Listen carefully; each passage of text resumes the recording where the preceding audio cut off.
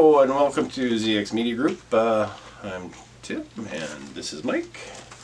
Mike is the other active member of the Dimension Jumpers and the guitar playing one. Yes, yeah. As I'm known, the guitar Ninja player. Gnome, yes. Ninja Gnome, yes. And your other partner is ZX, aka Carlos. Yes, ZX, and ZX has a musical history on various outlets. I believe Spotify, SoundCloud, and YouTube. YouTube Music. You can find us down there as well. Not Ninja Jumpers, but Dimension Jumpers as well. Well, getting back to you, Mike, what brought you into music? Gosh. I suppose it'd probably start when I was 5 years old or 6 years old, sitting in the back of the Jeep that the family drove. My mom was driving, and I was in the back. And I believe it was Queen Bohemian Rhapsody that was coming on. Yeah. And all of a sudden, the really high falsetto parts that came in, and my mom was thinking it was either one of my sisters that was singing it. It was me. Wow. So I guess at really a young age, but truthfully, playing guitar since I was 10. And okay. Well, have you ever attempted that song again? I mean, in the shower. I mean, absolutely. There you go. Absolutely. Yeah. I mean, love Queen. Maybe that'll be do a cover for Dimension Jumpers. I mean, It's a little expensive though when you do covers. I think. I suppose. Well, there's always the artist's interpretation with that. But true. That's true. I don't know if that's. I mean, the Dimension Jumpers is supposed to be an all-encompassing sort of thing. So that's true. Yeah. There might be room for a cover in there at some point in time. But, okay. All right. So and then. When did you meet Carlos, and how did that come about? So met Carlos towards the end of 2020. He just happened to start working at a place that I already worked at in a warehouse. I was a supervisor, and he was just one of the warehouse guys. And throughout working there, I ended up talking about our various music careers and stuff that we like and stuff that we don't like. And primarily for him, it was finding someone that is as committed and as willing to do the music as much as he was. And it turns out that I too shared that same passion, and told him I play guitar, and he showed me some of his electronic stuff and told me send him a riff or two, and I sent him like 5 or 10, and he liked it, and away we went. But you do play more than the guitar. Yes, I mean, I play the bass, I do dabble with the drums, I do help with some of the production stuff a little bit. Mostly just... And this recent album, you did vocals as well? Yes, absolutely. Yes. Very cool, very cool.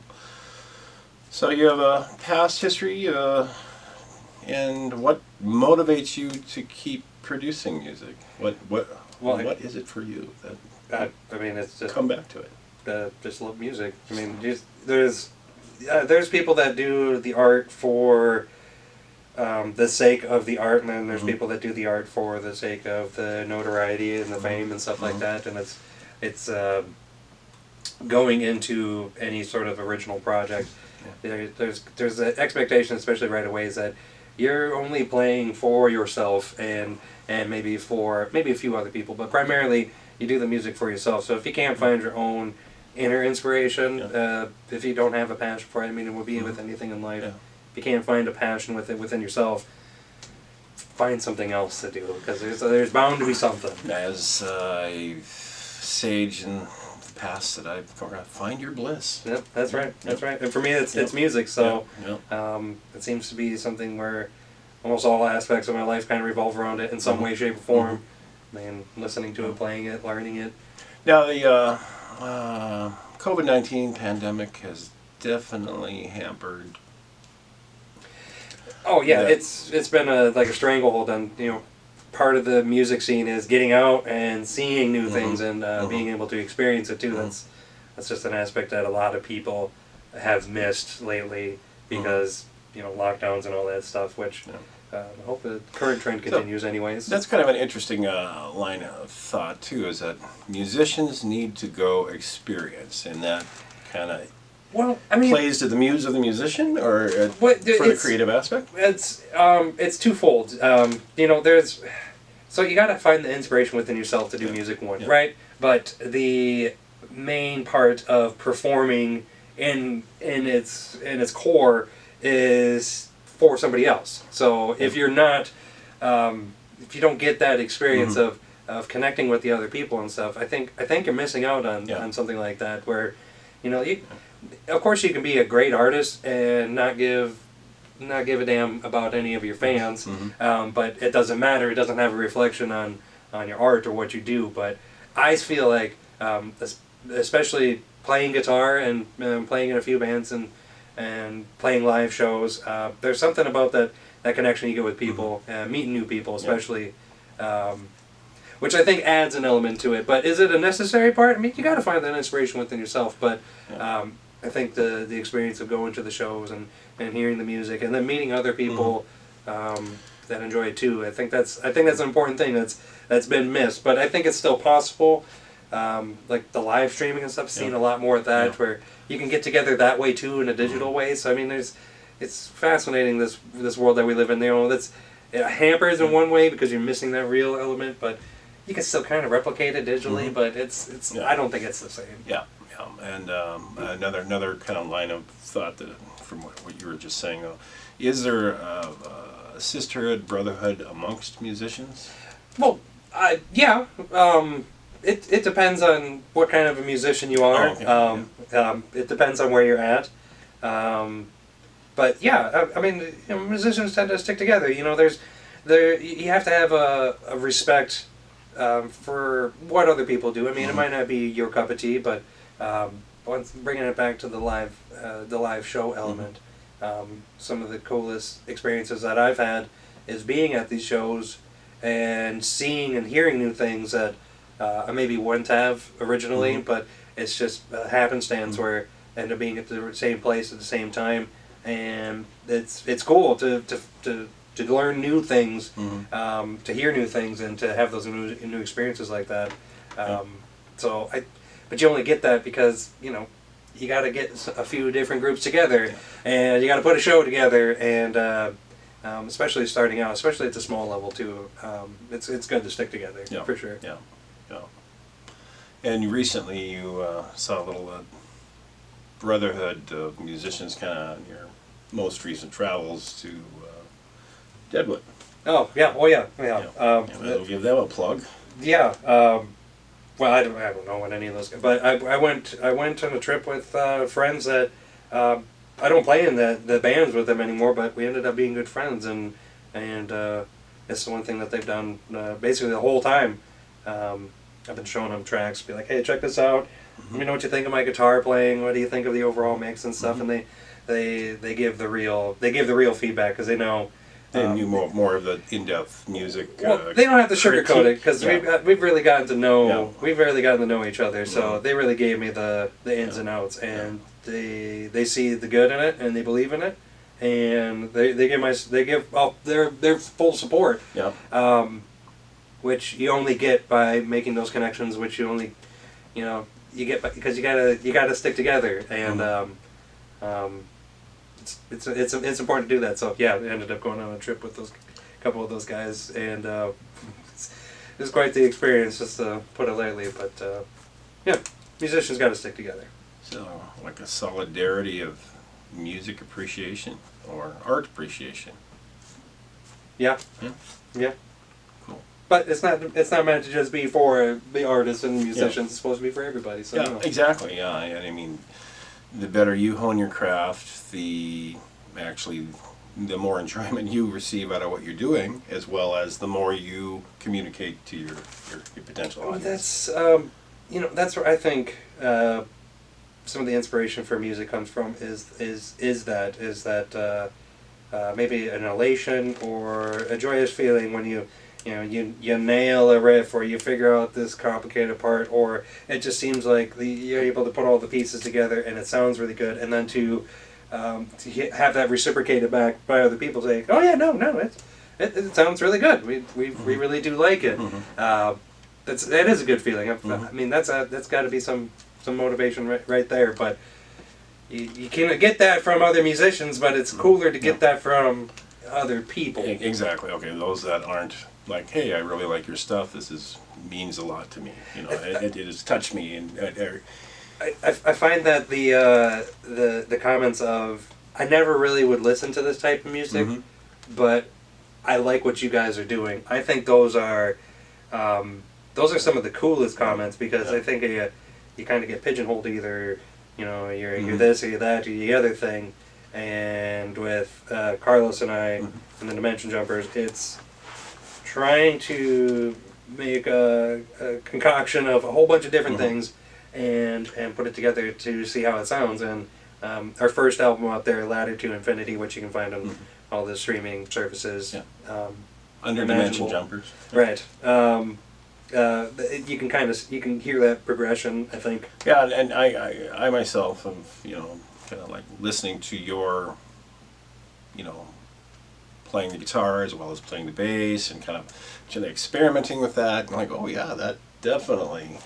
Yeah, if you don't try, you never know. Exactly. So you gotta give it a shot. And you know, it's not all.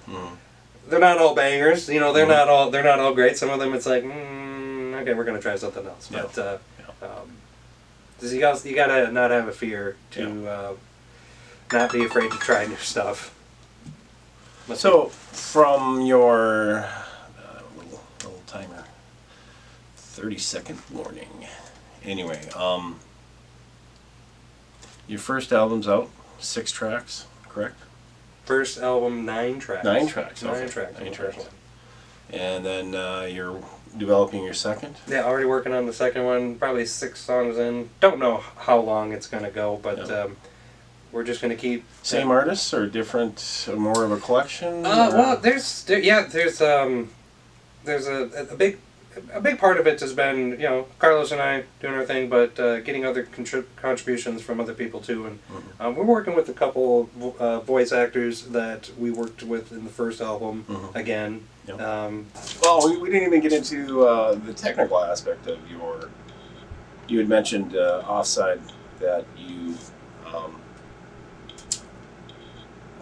change your own pickups and kind of tinker around with the guitars and. Yeah, I own a soldering iron, so there's it seems to be not necessarily a rarity, but most of the guitar players I know don't really know the ins and outs of how their instrument works. It's just that they have the frets and they make some notes, but I've been a tinkerer for a long time, so I was actually working on putting in some new pickups and a new guitar, which will be featured on the Dimension Jumpers album here real soon. So that's fun for me.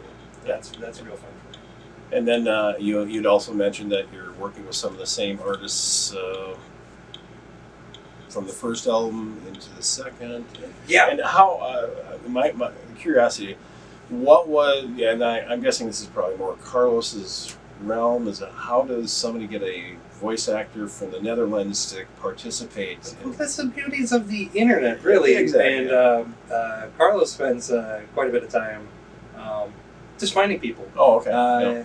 Looking for voice actors. He likes voice actors, so he follows quite a few of them on socials and all that sort of stuff, and ended up finding Joel from the Netherlands through that way, and just happened to be where he sent some stuff that we liked, and he liked what we came up with, so we wanted to do it again. And so actually, the Dimension Jumper is more of kind of like an international collaboration when you really think of it, because it's not.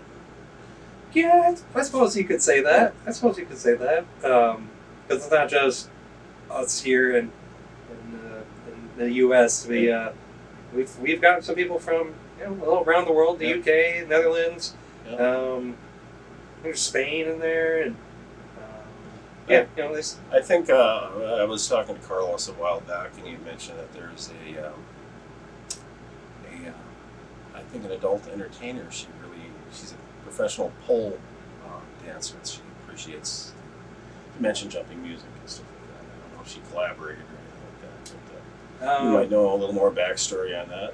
I don't know if it was an exotic dancer, but there was this like Cirque du Soleil group in Germany, and she was using it for some ring, like the giant ring dancing and stuff like that. And I remember watching a video. Cool. Yeah, I remember watching a video of it, like these doing that with, it's cool. It just adds more to the creative variation that we try to bring with Dimension Jumpers and what we're doing. It definitely goes beyond what your even preconceptions of what Dimension Jumpers.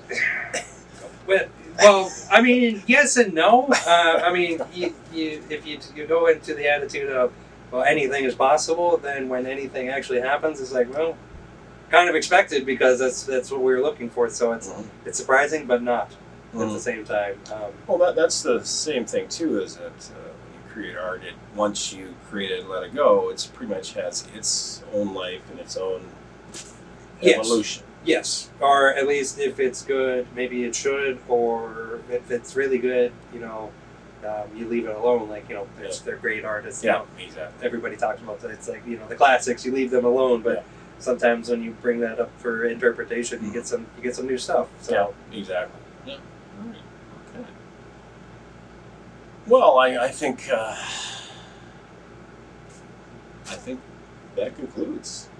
I think what we got here. I think you should out there in ZX Media Lab, viewing from whatever portal, phone, computer, iPad, whatever else.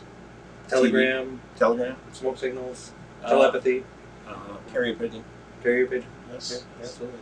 We appreciate your viewing, and like, subscribe, leave comments, and hopefully we'll see you soon again.